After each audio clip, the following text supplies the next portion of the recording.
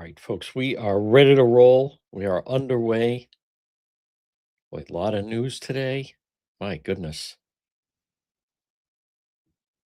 Obviously, big news of the day involves DOT director locally, Peter Alviti.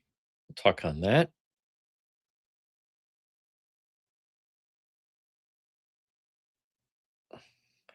Yep. And we're going to be joined by Vic Mellor coming up. Give you the latest on Nancy Gutheri. Yep. Nice and clear there on X. Good afternoon, Janet Dwyer. Yes. And we'll start off talking as we're going to start in just a couple moments, but I want to touch on this Nancy Guthrie story, and I want to clarify because I know that and I understand that sometimes people get it can be confusing a little bit, but Ashley Banfield is the one that was putting out that that the sister and the sister okay, the sister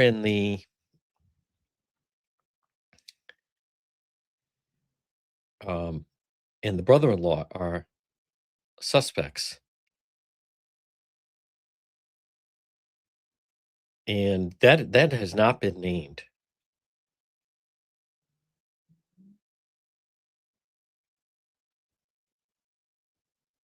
Okay, there we go. And there is a difference, as a matter of fact. There is a difference. There's Henry B. Yes. So I want to touch on that. I mean, obviously, I don't know about you. I mean, I'm trying to find as much information about this story as I can. And it is I'll give you it's an odd story. It's an odd story. And we have someone on the ground out there who that's how we were able to get the video yesterday on it. But this is also, I hope for many of you, this Tracy Montero. Tracy's the one. I want to clarify. I'm not calling her out, but Tracy had said, "No, wait a minute. I thought they announced. No, that's not it.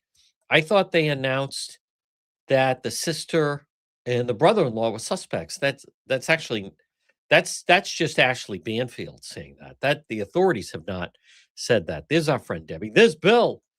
Yes. We had fun a week ago with the Johnston standoff. There's Debbie.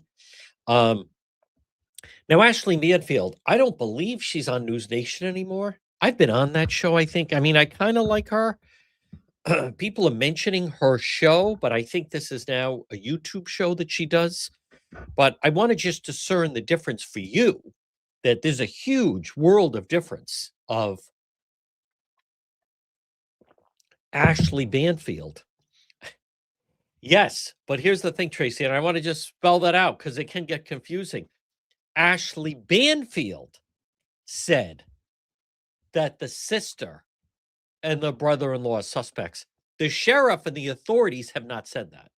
And there's a world of difference of that. What do I mean by that? You know, for anyone that followed when you had the Idaho murder, Brian Kohlberger, well, before he was known on TikTok, there were all these sleuths and they were pointing at a former boyfriend. They were pointing at a fraternity house. They had all kinds of people that they had singled out, and then it was none of it. I admit, I mean, this story is odd, especially what I find really odd is just the fact that they I already we can see to me that the sheriff that they've made some mistakes here. He was talking too much. He was doing too many interviews. He also they said, "Oh no, you know, we're done with the crime scene." I don't know what the rush was with that.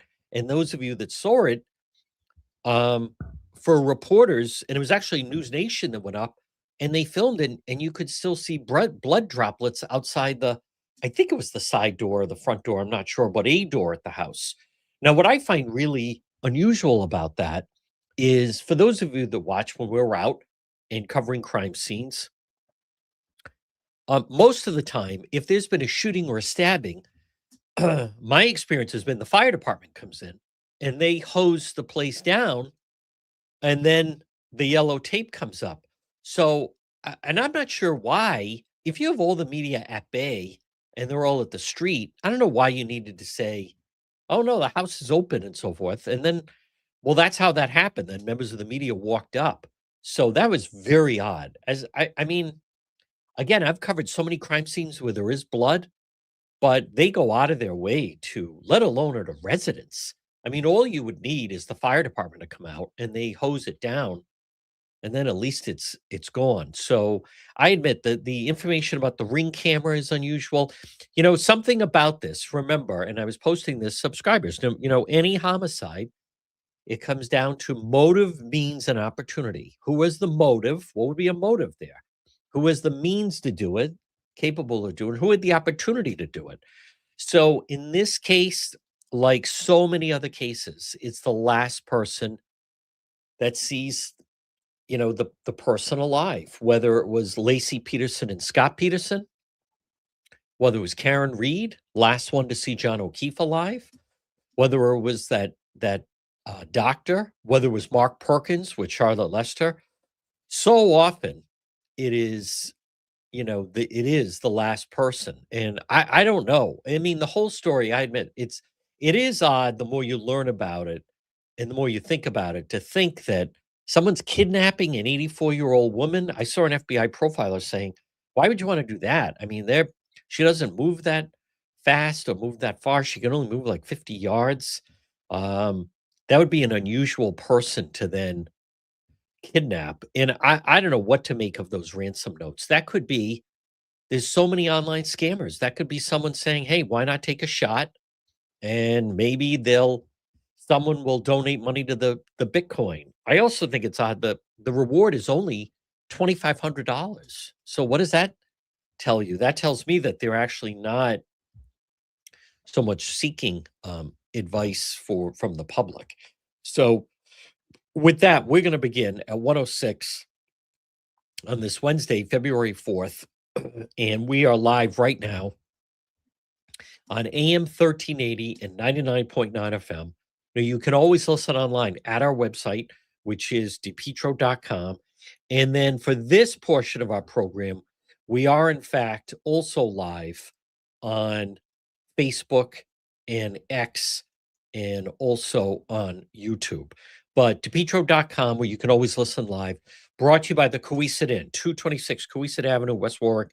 Remember what we say, lunch, dinner, drinks in the lounge, and they're waiting for you at the Coesit Inn. Let me also just say, if you depending on your source of energy, we're going to talk to Vic Mellor about energy, because it is a major problem. Rhode Island is considered how about that? One of the most expensive states for energy in the country.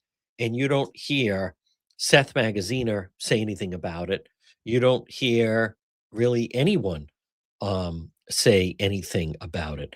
But it's if you're in need of propane, call Propane Plus today, 401 885 4209, or in Massachusetts, 508 252 3359 for Propane Plus. Now, as far as the Savannah Guthrie story with her mom, there is, as of right now, there is no press briefing scheduled for today. So that means unless something very significant happens, that we're just going to have to wait. Now, they did pull back. I think that's wise. I want to just recognize, because the sheriff's department out in Arizona, they did put out a statement saying no one's been identified as a suspect or person of interest. And what do we mean by that? Well, let's go back to the Brown shooting.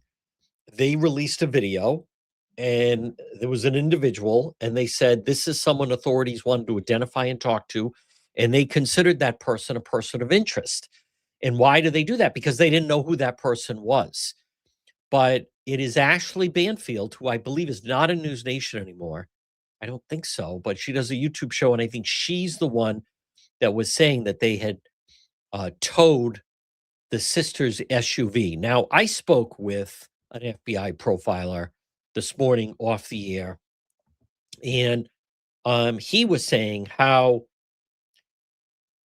they, so much the first thing that they have to do is they have to clear any family member. So this could be the police saying to the sister and the brother-in-law, listen, we want to 100% clear you so then we can move on. And so in order to do that, they want to feel confident that their alibis are rock solid, that their stories are matching up with what they have said, and that it's not as if it's not as if suddenly they're finding that they're not, being truthful here with the authorities. And before we talk to Vic Mellor, I want to just point out, so anytime, especially if there's a child that is abducted or but found deceased, and they're trying to, especially abduct, the first thing they have to do is you want to clear the parents, you want to clear any immediate relative. And that's why, like the John Benet Ramsey case, so they're just following the protocol. Let's make sure, let's interview, let's talk to the parents, and we want to clear the parents so we can confirm it's not them, and then we can move outside the circle. And the first thing the parents did was they both hired criminal defense attorneys. So that's how that went. So but so my point is, that is true what Savannah Guthrie, is reporting, that they could have towed the sister's SUV. They could have, I think they spent a lot of time at the house. But from what we understand, that to me, that's, it could mean something, or it could just mean they want to make sure that it is absolutely not them. So we're going to talk about that. And also Peter Alviti leaving. We are going to talk about that as well. But folks, joining us right now, as I mention and tell you, and everyone I talk to, this, every week that goes by, there is just a feeling amongst everyone I talk to, and I think many of you share that thought, that we are just not only not getting proper representation of Washington, most of the people I know feel that they're not getting any representation of Washington. There is good news. It's an election year, and someone who is running to say, send me to DC, put me in the room with Speaker Johnson, let me vote on things, let me represent Rhode Island, let me go to the White House, allow me to go to the White House and make the case to President Trump to bring, more money and jobs and just build our standing with the administration. He is a Republican, and he is running for Congress to one seat, Democrat Seth Magaziner, and it is Vic Mellor. Vic, I want to start off just a basic question I'm asking everyone. This Sunday, our Patriots in the Super Bowl. I know you're a big Patriot fan. Yes, sir. Time, people are going to have options. You could either keep it on the broadcast and watch Bad Bunny, or Turning Point USA is offering Kid Rock halftime entertainment. What will Vic Mellor be watching Sunday at halftime during the Super Bowl? Well, if you follow my social media, we're switching to TPUSA. Absolutely. No interest in their halftime show. Yeah. And it's not just Kid Rock. He's going to have several performers, and you're a fan of at least one of the other performers. Yes, sir. Yes. Yes, sir. So, Vic, let's start off with, because you've been very active on social media on several fronts, but one of the things you've been talking about is housing. And this is obviously something that's being debated right now in DC. So people that are watching, potential voters, they want to know, Vic Mellor, congressman in Washington for Rhode Island, what can you do as far as housing? Well, right off the back, the president has already started and highlighted how these big, BlackRock and State Street and Vanguard are buying up all the houses, which is just incredibly driving up the prices. We got to get that out of it. And then we need to come back to a state level and just get rid of the crazy regulations that before you even start building a house, it costs you $80,000 to $100,000 before you even start. How is a working class family or a starter family supposed to participate in the American dream? They can't. They just literally can't. And when you're out campaigning in the 2nd district, places like Cranston and Warwick, North Kingstown, are you hearing from people that housing continues to be a big priority to voters? Yes, housing's a big priority, and just the cost of living in general.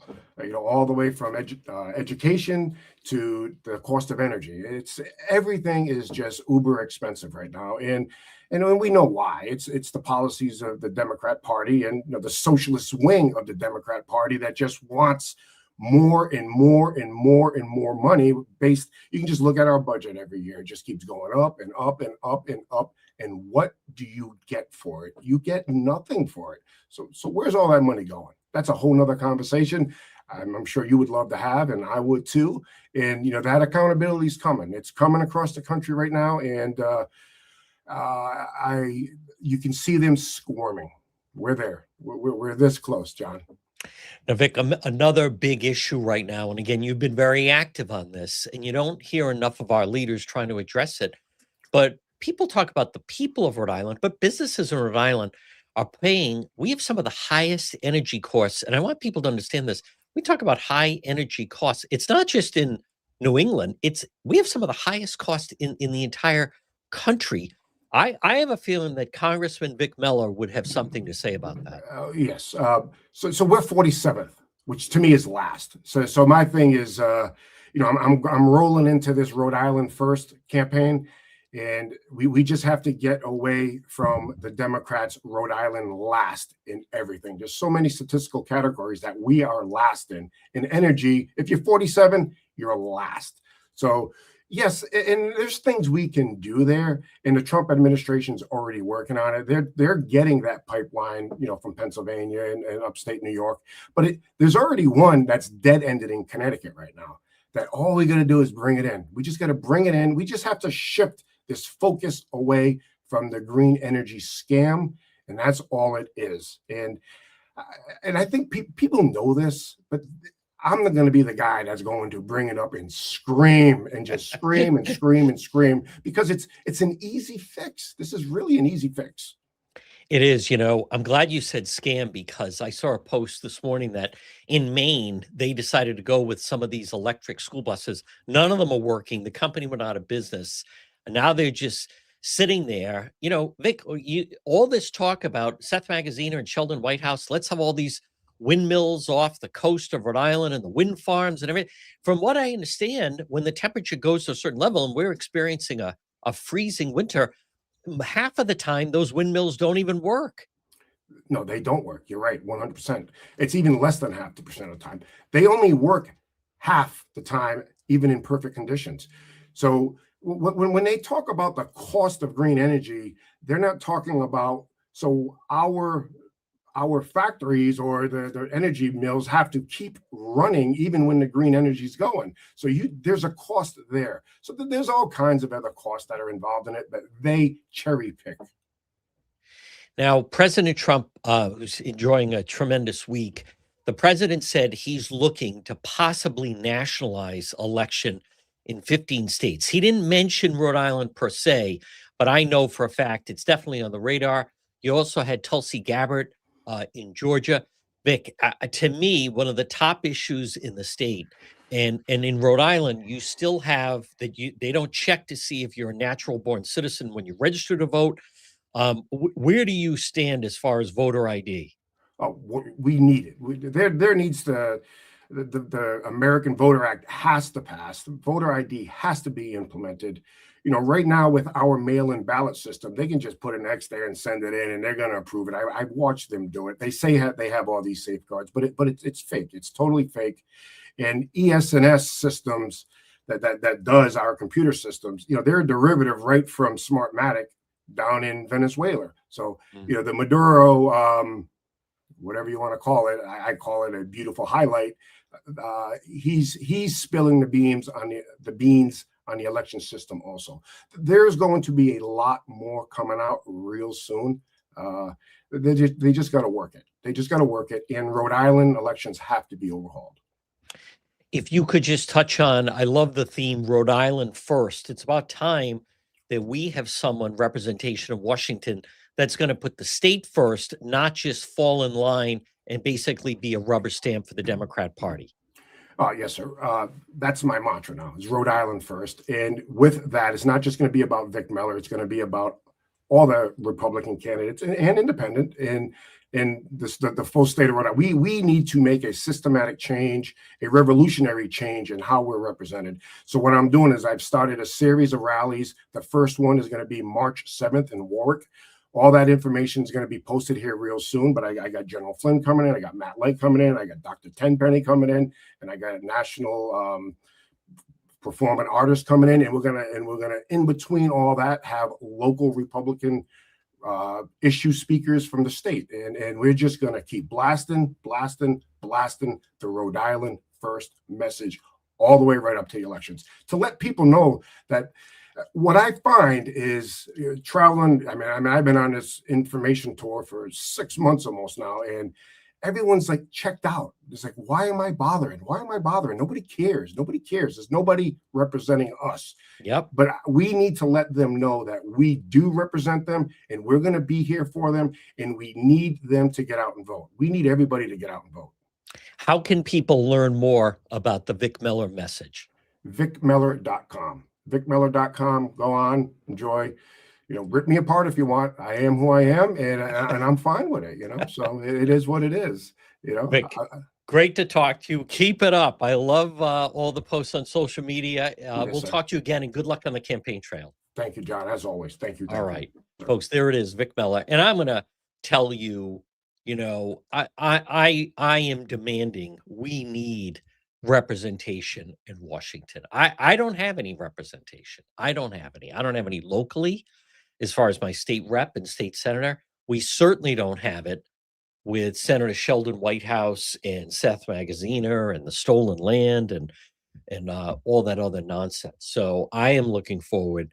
I think this is an opportunity for the state to have someone in Washington who would say, I'm on board with the Trump agenda. Folks, this portion of our program, and it's brought to you by, now remember, you have the right to protect yourself. And one way that you can protect yourself is, in fact, if you have a fence installed, whether residential or commercial, capital fence.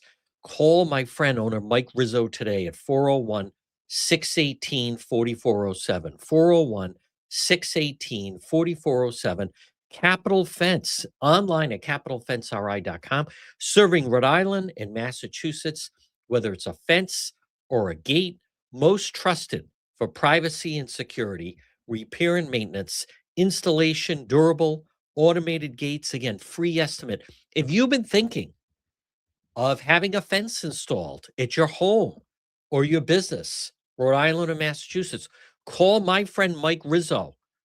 Free estimate, 401-618-4407. Security. So many people now, folks, between gates and fence. Billie Eilish, she's got big gates and fences around her $14 million LA Hollywood mansion on stolen land. But between a strong fence, and then you can have proper lighting, and then you can have cameras, this is a time more and more you want to feel safe and secure, whether it's your home or your business. Mike Rizzo can make that happen. Capital Fence, 401-618-4407. Now, I want to touch on the big news of the day locally. Really, actually, even probably big news of the week is that Rhode Island DOT Director Peter Alviti has announced that he is going to be resigning at the end of the month. And so forth. Now, what this tells me is I want you to look at the succession of things happening. The first shoe to drop, as far as Governor McKee, if you're Governor McKee, people can laugh. He is convinced that he can get reelected. Rhode Island Governor Dan McKee is convinced that he can get reelected. Number one, you have a poll that come out, Morning Consult, that supposedly shows him bouncing back up. I don't know what to make of that. Number two, Speaker Joe Shekarchi announces he will not be entering the Democrat primary. So now it's a rematch between Rhode Island Governor Dan McKee and Helena Foulkes. Now, how do I view that on the heels of that, that suddenly, from what we understand, Peter Alviti was summoned to the State House, and I would think basically the governor, they told him in person that you're going to be leaving. Now, he's taken a lot of bows and arrows, and what you're going to find between now and the primary is essentially the Governor McKee strategy to me will be they're excited about a new search. Here we are in early February. So, how long does a search take to get a new head of Rhode Island DOT? I don't know, 60 days, something like that. 90 days. They want to make sure they get the right person. So, when it comes to this summer, August, September, with the primary, Rhode Island Governor Dan McKee, in my mind, he wants to be able to say, hey, I got rid of him. We have our new, he just wants to be excited about his new person. He thinks his bridge trouble is going to wash out with Director Alviti. Now, I don't know what's going to happen with that.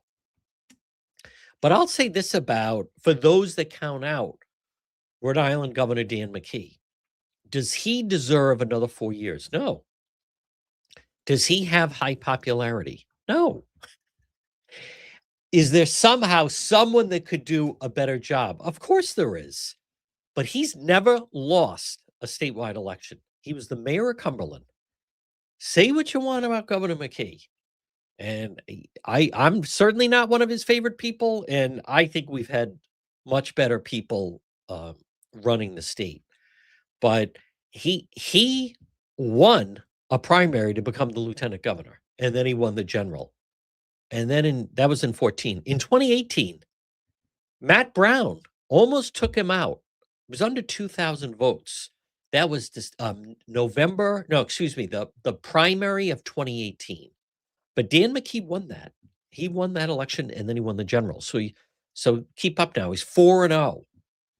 Then Governor Gina Raimondo leaves. He becomes the governor. He beats Helena Folks day of voting. He won on ballot harvesting. He lost day of voting. That was September of 2022, almost 4 years ago. But he won, and he won by a little over 3,000 votes. It was all from the campaign ballots that are completely unregulated. And then he, beat Ashley Kalis in the general. So the way I look at this, people can count him out. But one thing about Rhode Island Governor Dan McKee, between East Providence, he's got the mayor locked down, Pawtucket with Grabian, he's got him locked down. That Blackstone Valley, he is very friendly with Mayor Smiley. So, maybe get some help in Providence or not get blown out in Providence. I'm telling you, but what this comes down to, as much as some people may say there's no way he can win, what this comes down to is it's the ballot harvesting. What Governor McKee's very confident about is that between him and the special interests, organized labor, that they can collect enough of these. They call them mail ballots, but they're not sent through the mail. They're put in those drop boxes. They're really campaign ballots. An elected official actually mentioned it last night on the platform X. And I wanted to just refer to it, and I want to make sure I quote it accurately. But see, I believe the Alviti thing, what is about that, the Alviti thing? What I'm saying about it is I believe this is all part of the strategy. Governor McKee wants to move forward. Governor McKee believes that he's going to just try to push the narrative that he is going to be successful with the new bridge, and we have the new director of DOT. It was John Laughlin, who I have to book on the program. He put out, we need to end the practice of ballot harvesting once and for all. And as I have said, To me, that should be the biggest priority for all of the Republicans at the Rhode Island State House, because there's so many misconceptions about it. With ballot harvesting, number one, the Rhode Island GOP has not done a good job in hashing it out, explaining it out. When I brought it up to them as a concern, they tell me, "Well, we're going to do it too." You can't match the power that organized labor has in all of those assisted living units or operations or buildings or just assisted living facilities, excuse me. They're all run by union nurses. In 2022, in Warwick, the Fung campaign could not get inside of any of those assisted living facilities. If I had any criticism of the Fung campaign that he ran for Congress in 2022, they had someone totally incompetent in charge of their mail ballot operation. And it proved to be the weakest link. And it also proved to be why he lost to Seth Magaziner. But especially in the city of Warwick, where the Fung campaign could not get inside. We want to come in, we want to speak to the people, we want to bring them, whatever, coffee and donuts and sandwiches and make our pitch. The union nurses that ran those assisted living facilities, Fung could not get into any of them. So out of 10 assisted living facilities just in Warwick alone, Magaziner was in all 10. Fung totally swing and a miss. Zero. They didn't get into any. And when I spoke to the guy that was in charge of the Fung mail ballot operation in Warwick, it was after the election, and I was mortified. Like, how did they ever put this buffoon in charge of the mail ballot operation? He was saying, "We couldn't get in. We couldn't get in. I wanted to bring them chowder." Total idiot, buffoon. So as a result of that, when you have 300 residents as an assisted living and you have a union nurse, guess what? They're handing in his 300 votes, and they're all voting for Seth Magaziner, Governor McKee, and Sabina Matos. Boom. Just like that. And they don't go in the mail, they're put into a drop box. And then you go to the next assisted living run by union nurses. Again, 400 residents, 400 votes, all 400 votes, all filled out for Seth Magaziner and Governor McKee. My point is that has to be eliminated. It has to be talked about and eliminated. I'm glad John Laughlin is talking about it. Something else, folks, that they never talk about, and part of this falls on our local media, our traditional mainstream local media, and that is when you have the Secretary of State's office, they'll say when you register to vote, you have to sign. You don't have to prove you're a citizen, but you have to sign. And then when you vote, we take that signature when you registered to vote and we match it up with the signature on the ballot. But what they don't tell you is an X is accepted as a signature. So you have 1,000 new people registered to vote. All 1,000 use an X as a signature. And then all 1,000 mail ballots, campaign ballots, all have an X as a signature. And what do they say? The Board of Elections and the Secretary of State's office, we went through and we used a machine and compared and all the signatures matched. How do you not match an X? It's like playing tic-tac-toe. How do you not match that? So that has to be, they need to rip the Band-Aid off. And what I find is interesting is if Speaker Shekarchi wanted to make life difficult for Rhode Island Governor Dan McKee, he could say, we're going to entertain some discussion and voting as far as legislation on how we conduct our elections. But how prevalent is it? Governor McKee is so confident that they're going to be able to get out. They had a rally. I remember it was last August at Roger Williams Park, and all the labor came out, and then they put out the word. They have their wish list, and they put out the word. all of those assisted living facilities. Are there 500 residents here, 300 residents there? Grab all those ballots, fill them out, and then boom, just stuff them in the drop boxes. And by the way, it's not illegal. Well, it should be illegal. One other thing I want to point out: the Secretary of State and others, they'll say, well, if you register to vote and you're not living in the state, that's a felony. That's not the question to ask. If you were to fill out a ballot and it wasn't you that did it, you filled out someone's ballot, that's a felony. That's not the question to ask. The question to ask, and I've talked about this, is okay, how many people have ever been prosecuted for doing that? And you know what the answer is? Zero. They don't look for it. Like I said, if you were to sign on 146 saying speeding tickets, $500 if you get a speeding ticket, and then you find out, gee, why is everyone driving 100 miles an hour? Is because they're not even stopping anyone or checking any speeds. There's no teeth. There's no enforcement. There's no one even looking for it. That has to be eliminated. So do I think I recognize, like Helena folks are saying, the first thing I'm going to do is get rid of Peter Alviti. Well, that's off the table. There's a bunch of these people running for office. So the first thing I'm going to do is get rid of DOT Director Peter Alviti. My question is, how much are people going to hold Rhode Island Governor Dan McKee?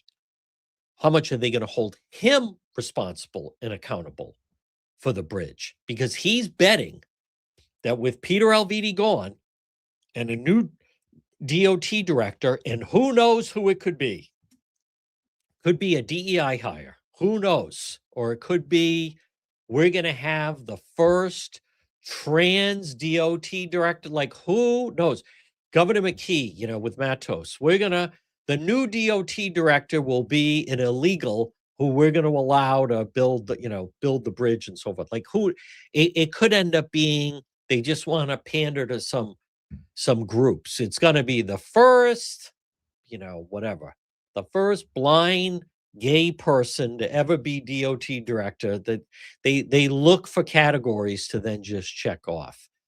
But Governor McKee is betting his campaign strategy is going to be, well, I took action. He's gone. So they feel that takes the thunder. I'm not convinced of that because the traffic is still screwed up. And Governor McKee may not want to admit it, but he was the governor, and it was his responsibility to make sure ultimately that the bridges were inspected and kept, functioning. And he didn't do that. You know what's also remarkable? He's Peter Alviti, he's retiring at the end of the month. He's not being terminated. Not one person at DOT has been terminated. Not one person has been suspended. Not one person has been demoted. But I think this opens the door that Governor McKee is now just going to throw Peter Alviti under the bridge. And who knows? They may end up giving him a bonus saying, listen, we're going to beat the hell out of you between now and September. So we're going to give you a little extra bonus here because it's going to be combat pay, basically. Folks, this portion of the program is brought to you by Kids Club on the Pike. Call Kids Club on the Pike today. Now, it is true. Kids Club on the Pike, perfect for a birthday party venue, before and after school camp, preschool, but it's also, they have options for daycare. Kids Club on the Pike. Call them 401-443-5336. Now, they're located. They have different locations. They do have a location in Warwick. So wherever you're listening or watching, if you're looking for options as far as daycare, Kids Club on the Pike, consider them. Call Kristen, 401-443-5336. It is true. Kids Club on the Pike is right on Plainfield Pike, right off of 295 on the Cranston-Johnston line. But they have different locations, and they now have a Warwick location. Again, for preschool or daycare options, preschool, before and after school care, daycare, call Kristen. Kids Club on the Pike, 401-443-5336. So a couple of things. Governor McKee announcing that Director Peter Alviti is now essentially going to be out at the end of the month. And he does. To me, that's my interpretation. The McKee campaign, that they feel that it is full speed ahead. And, but I think let's wait and see. They're saying it's going to be a national search. I'm not sure exactly what that means. National search, does that mean it's not going to be someone from Cumberland? Is that his idea of a national search? Someone that lives in Rentham or something? I mean, um, but it's going to be a national search, but you can bet it's going to be someone that organized labor is on board with. So, but that is a big development. And again, I caution people that don't take Governor McKee. It's not so much, well, it is him. He say what you want, and I'm clearly not a fan, but he hasn't, I can't stress this enough. He hasn't lost a statewide election. And before that, but aside from, I should say, Governor McKee, uh, David Cicilline has never lost an election. You don't have to like Cicilline, but my point is you can't underestimate someone who you can say they cheat, but they find ways to win. And it's a small circle, right? Gina Raimondo is like that. She's never lost. Think of that. Ran for general treasurer, ran for governor, won the primary, won the general for governor, then won a primary for governor against Matt Brown. It was McKee that beat Aaron Ruggenberg in that tight race for lieutenant governor.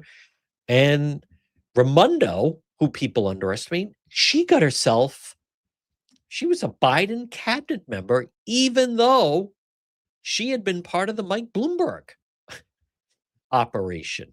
So she's another one. But say what you again about Governor McKee in logistically, if you looked on paper, no. Is the economy great? Absolutely not. Has Governor McKee's policies on energy panned out? No. How's he on transportation? Horrible. I mean, I think right now, because of the bridge and the traffic, it's possibly the worst it's ever been. How is Governor McKee as far as attracting new business? Terrible. What has he done right? Nothing. He runs a sanctuary state. He gave out driving privileges. Why would he think that he could win? It all comes down to the campaign ballots. So he feels between his buddy in East Providence, De Silva, he's very friendly with the mayor of Pawtucket. He is friendly with Mayor Smiley. That's why you saw Mayor Smiley bringing him up during the Brown shooting. And I'm not sure of his relationship with the mayor of Central Falls. I'm not sure about that. I don't remember. She could be in the folks campaign. She could be in that or part of that in some way. He's friendly with the mayor of Cranston, Mayor Hopkins. So I think if you look at everything, she is raising Helena folks. She's raising more money than Governor McKee. She she has a good operation right now. They are like really quick on response. They come out with smart responses.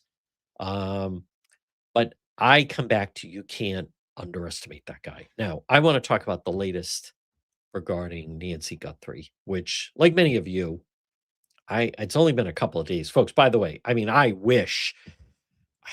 Oh my God, I wish I could be. I mean, I guess I could go out there, but I'm just saying because of the airport, you don't know your way around. But yesterday, when I was searching for information, it's tough to get information. I would have been live outside the house just nonstop the entire time. Um, I mean, I don't think I'm going to go out, but when they had the helicopter overhead and then the sheriff and the press briefing, we do have someone on the ground there. We have a former Rhode Islander who's living out there, and we do have someone on the ground, Road Patrol Arizona. But I do see it's good for me to watch how other people sometimes cover a story like this because now, it's like I said, it's good for me to see it because now I understand why when you have a story like on Nancy, why people love the coverage so much because we go all out. And last night, it was the only story I was looking for. I just kept searching for information about it. And and then and I'm going to touch on it in a moment, but I want to remind you, hey, with all of this melting snow, maybe you're going to have a flood. And by the way, this weekend, the temperatures are going to plummet. Do you know, again, this weekend, we're going to have sub-zero temperatures. If you have a disaster, Serve Pro of Providence. Remember Serve Pro. You can call them at 401-941-5500. Fast, thorough, professional. Serve Pro of Providence. Give them a call today. 401-941-5500. They're fast, they're thorough. If you have a fire, if you have a flood, if you have whatever, broken pipes, some kind of disaster, they're available 24/7. That's who I would call. Serve Pro of Providence, 401-941-5500 for Serve Pro. Let me do one more. At some point, the snow will melt. At some point, we'll be able to be outside again. Remember Watson Materials. Start planning for spring now. 401-885-0600. Call Sean. They have the most complete selection of landscape materials in Rhode Island is Watson Materials, where they have landscape lighting, pavers, retaining walls, natural stone, cobblestone.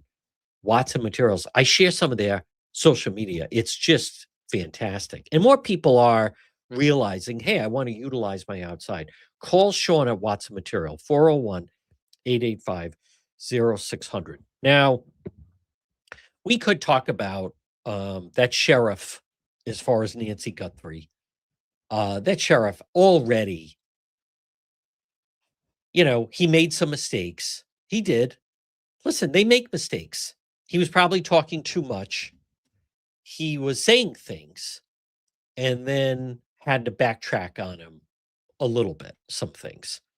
But the basic information, the facts that we have right now, I want to remind people there's so much that we don't know. It is odd that it looks like her ring camera was ripped out. I don't know. Was the ring camera ripped out by whoever removed her from the home? Or was the ring camera removed by investigators that need to study the ring camera? There were droplets of blood by the door. I don't know what to make of that. Did that come from evidence they were removing from the home? Did one of the investigators, cut their hand? Again, it's an unknown. The sheriff basically initially was saying that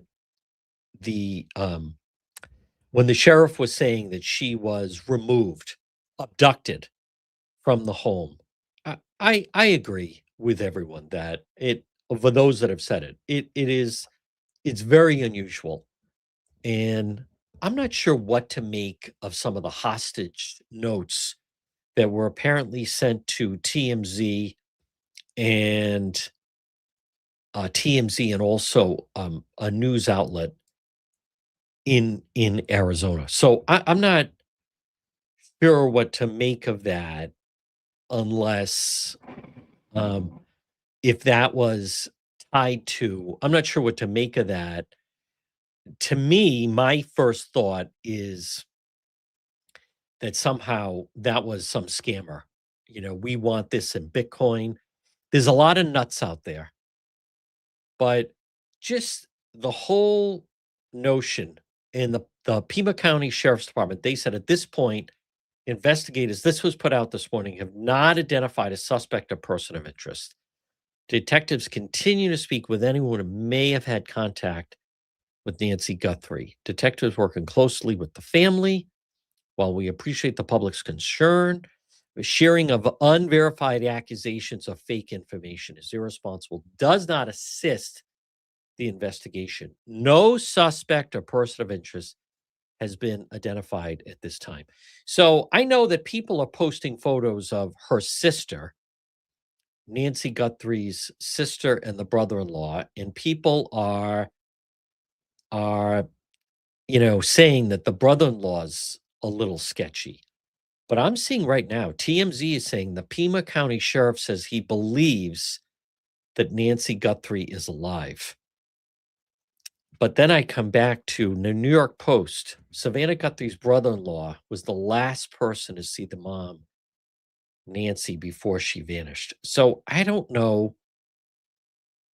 I don't know what to make of that. I am seeing Ashley Banfield reporting the son-in-law has been identified as a prime suspect. That is true. She said that, but she's not on News Nation anymore. I mean, I am seeing that Ashley Banfield is saying that. But I've covered things that Ashley Banfield was not 100% right on. So she's saying in her mind, he's been identified as the prime suspect. I mean, it's possible. Let me check some other. So I don't know. Here we go. Nancy Guthrie's last Facebook post reveal a search for the missing mom enters fourth day. Okay. Nancy Guthrie's last Facebook post. I'm just checking some of the other, if there's anything else, just because I like to try it. Savannah Guthrie's emotional tribute to her mom, celebration of her 80th birthday, has resurfaced. It is terrible, but it does seem. I don't know what to make of it, and it's so difficult because when I'm on the ground, I'm able to people when I'm on the ground, and this is, when many of you see when I'm on the ground, people that have information, they find a way to find you because they see that you're vested and that you're there. When I'm on the ground at a scene, it's whether it's the Brown shooter or situation with Linda, remember who was missing? That was happy. She was found alive. Or the situation in that we had in Rehoboth. When you're on the ground, it's a chance for me to connect with law enforcement. It's a chance for people in the know to contact you. So I personally, I mean, that's why I like and I do go because then people can find you. Now, this is the Daily Mail. Savannah Guthrie's sister Annie and brother-in-law look tense as they break cover in Arizona hours after sharing missing mom Nancy's last moments with the FBI. So apparently the FBI met with the family. I heard Savannah was there for 2 hours. I'm just the thing about Ashley Banfield is she could end up being right. She could end up being right, but the only thing about that is the way people should not interpret that anyone has told her anything on the record because we don't know exactly what's going on, and investigations can go down a completely different path. We saw that with the Brown shooting. Now, to back up and remind people again, during the Brown shooting, think that happened on a late Saturday afternoon. Sunday, they thought they had the right person. Then that person was released. Monday, it was as if the investigation started fresh. Monday, they were still all over the neighborhood. Tuesday, they were all over the neighborhood. When I was speaking with a member of law enforcement off the record, they said that this is what I was told Tuesday, the week of the Brown shooter manhunt. And the reason was they didn't have anyone getting the person that they identified as the person of interest, right? That video, him crossing the street and then making his way down Waterman. They didn't have him getting in and out of a vehicle. They had him walking around, but they didn't have him. Here he is getting out of a car. Now the answer is that guy, the Portuguese national, Valente, he figured out where he could park his car somewhere down near Pittman Street and walk undetected. But at the time, they didn't know that. So if you remember that Monday and Tuesday, when we were live that Tuesday, they were going door to door in Fox Point around Ive Street in Gano. They were thinking it's someone that lives in this area that walked over, bang, bang, bang, and then walked home and is just hiding somewhere. So it wasn't until they got the break on the license plate where that thing blew open. So my point is, investigations can go down different paths. So that's why I'm hesitant.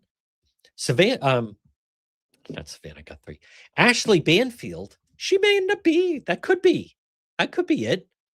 It is odd. Many times with these situations, many times with a homicide, it is the last person that was with that person, the last person that saw that person alive. And I mentioned Charlotte Lester, her last scene heading up to Staples to Mark Perkins. How did that end up? Lacey Peterson and Scott Peterson. Who was the last person that saw Lacey Peterson alive? It was Scott Peterson. Karen Reed and John O'Keefe. Who was the last person? He was in her car when then he was breaking up with her, got out, and then she backed up and hit him and left him. So many times it is the last person that is with that person. Is it possible someone went in to her house, abducted her? I mean, I don't know what to make of it. It is possible. Hey, no one had Brian Kohlberg on their radar. No one had Luigi Mangione. He came out of nowhere. He parachuted into New York to go after Brian Thompson. And then, well, the whole situation with the killer of Charlie Kirk suspect, we know that the way that came together was he left the gun behind. And then the grandparents saw the gun. And then they text him, do you still have Grandpa's gun? Send us a picture right now showing us that you have the gun and the rifle. And he didn't have the rifle because he left it behind. So I like everyone else, we don't know. Did someone make it look like it was some kind of a struggle inside? What could have happened? I admit, what was it like at the restaurant? Now, if I was out there, I'd want to go. Where was the restaurant that the mother apparently had dinner with her other daughter and also the son-in-law?